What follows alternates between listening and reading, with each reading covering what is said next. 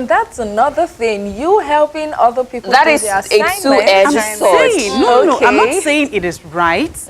I'm saying if you have nothing to fall back to, it is better. It is better to do that than drop out of school. I would say it is better for you to, build up on a skill you have, or Yes. learn a Yes, skill and exactly. then do a business. Well, A proper business. I think that is better than I'm not you doing assignments assignments for for people, people. because by the time it's time when it's time for you to defend your assignment, who is going to do that? You're not getting You it. need to affect those other students to you're not become getting lazy it. when You're you not- start helping them. No, they are not getting lazy. Okay. You're not Okay. getting it. The fact is for them not to drop out, because starting up a business, you need finance, Capital. you need capital to start up a business. What if this person doesn't have a dime to his or her name? I'm just saying, it is better. I'm not saying it's right. Don't get me wrong. Okay. But then, even if you do not have a particular, you don't have money to start up a business, there are other things I believe you can do. You just need to look around your environment. around and There are find other things you problems. could pick up to do than doing assignments for your colleague. Okay, let's not put out the now, chopping if block right you are now. just joining us, this is Tea or Coffee on Impact Television, and we're talking about common problems that youth face in tertiary institutions. And of course, don't worry, you will be able to join us in this conversation, contribute, or eventually you have a question or two to ask, you can also do that. And very soon we'll open the phone line, so please do stay glued. Now, when we're talking about these common problems, they're in two ways. We said there are problems that are beyond our control, and there are problems within our control. Yes. Now, one that is within our control, one of the problems is peer pressure. You know, peer pressure has to do with the influence your peers have on you, to influence your decisions, to influence, things you want to do, things you like, and the likes. So, and this is one very common thing that we see in tertiary institutions, peer pressure. But peer pressure is in two ways. Okay. We have the positive side, and we have the negative side. Yeah.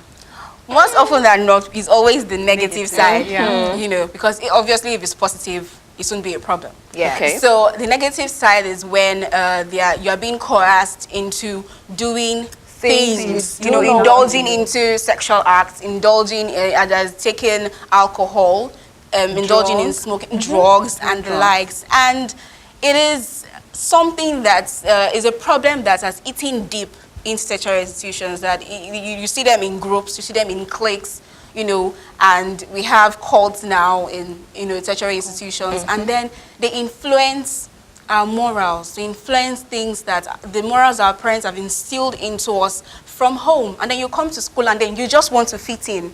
You just want to belong just because your peers, okay, for instance, let me share an experience. This particular girl, I met her in 100 level. She was very sweet, very nice. We were friends, we became friends, we were roommates.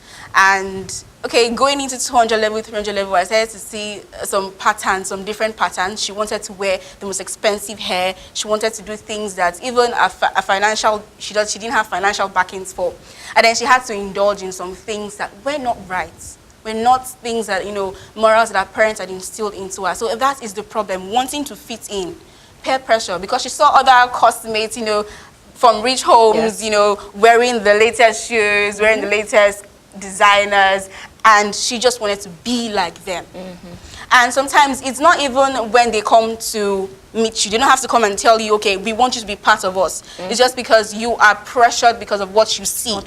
What you see. And then sometimes they actually come to meet you, and then you are pressured because, well, I don't have a choice. Let me just, you don't have the ability to stand and say, no, I do not want to do this. And this is the path I want to follow. So I think that is one big problem for me, is one big problem. This major point you just mentioned made me remember a song that I don't want to mention the artist now. He says, all the good boys have joined gang.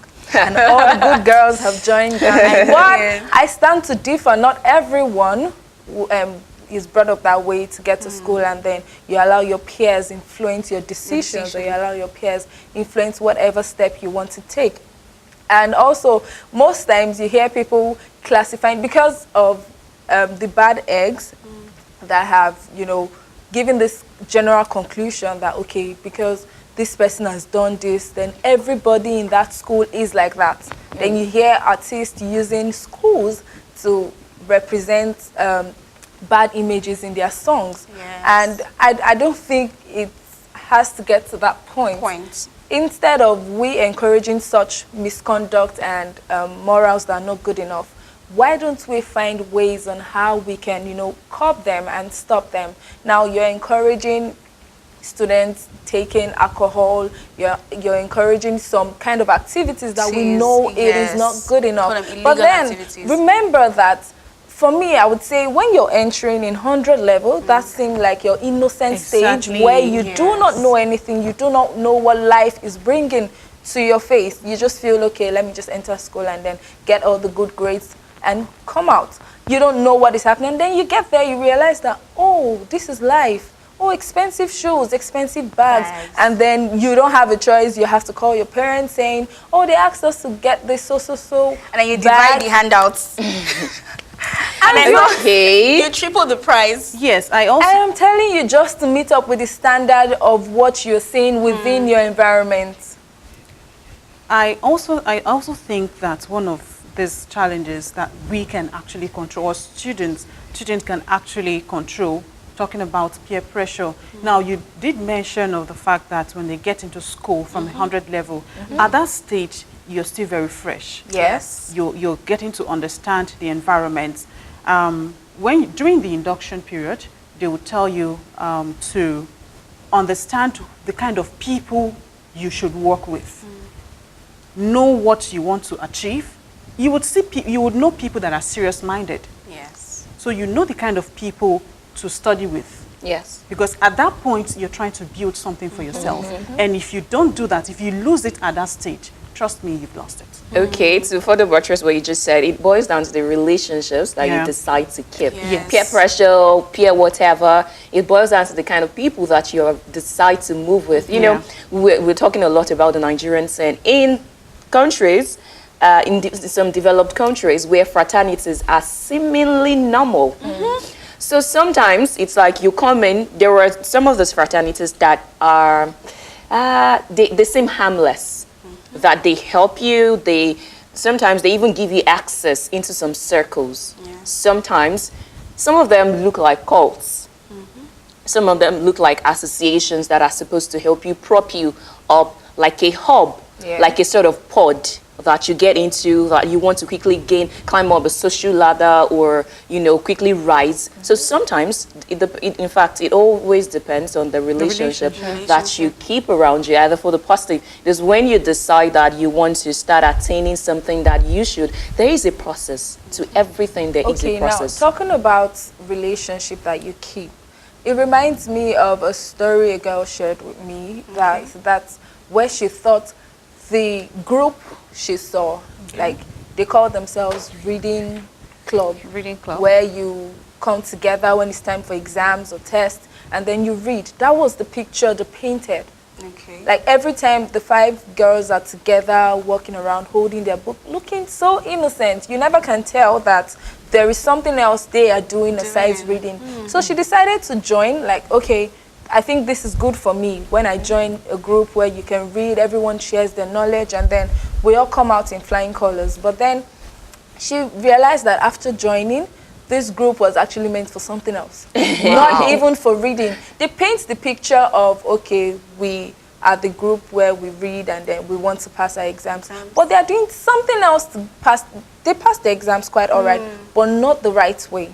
So that was just to cover up what they were actually that was doing. just to cover up what exactly they were doing. I think that is where which you're is trying to buy marks. That was what that was the experience she shared with me. Like after she joined, then they go like, okay, so we're contributing money to buy marks and all of that. That is how we pass. So now she had to she joined them just because they told her if she tries to leave, then they started threatening her because she's going to go and spill out the secret to people out there. And she didn't have a choice at that point in time than to join that group. And as I am speaking to you, she got expelled from school because of that. Wow. Okay, well, I think that is where your sixth sense should come in. You should be smart. Millennials, Generation Z. I'm sorry. It's not like I'm expecting people of this generation to be on a certain pedestal, but it is expected. I mean, for you to have gotten admission into the university, into a college, into whatever tertiary institution, you might be at least 16, some 15. So it is expected that you would have grown to an extent. You should be able to decode. They say something about gut feeling. If it doesn't feel right, you're going into a different climb. You're going into a different setting. There are going to be advices for you that, okay, you should watch, you should. So once you know that, okay, this is a book club, what are we supposed to be doing in a what should be done in a book club? If we're not reading like we should be, then you should know that something is up. The thing is, they were not painting the picture of what they were doing beneath. They were painting the picture of we are reading to pass our exams. People see them come together, read books and all, but that is not what they're actually doing to get their marks. I think what do you do in this situation? I think what Shehu is trying to say is the minute you realize that this is more you want, you just move on. She was threatened. Let's not dwell on this. Let's not dwell on this. We have so much. On a break, we need to prefer solution. Yes. Yeah. To this peer pressure problem, and I think one of it starting from the home. It all boils down to the parents. Instill these morals, these values in your ward, in your child, so much so that when they get out there, it sticks. And then don't just leave them and say, okay, they're now in tertiary institutions, they need their freedom, they need their space. No. There are some spaces that you need to cut short. Yeah. Yes, you need to call them constantly. Remind them of the kind of home they are from. Remind them of the morals you have instilled into them. Tell them what would go wrong when they derail from that path which you have put them on. And also, you should also know their friends. Yes, very important. Know their friends. Let's not dwell so much on this. We'll take a short break right now. When we come back, we have so much to talk about. And don't forget to join the conversation. You can join us tomorrow for another exciting episode of Tea or Coffee.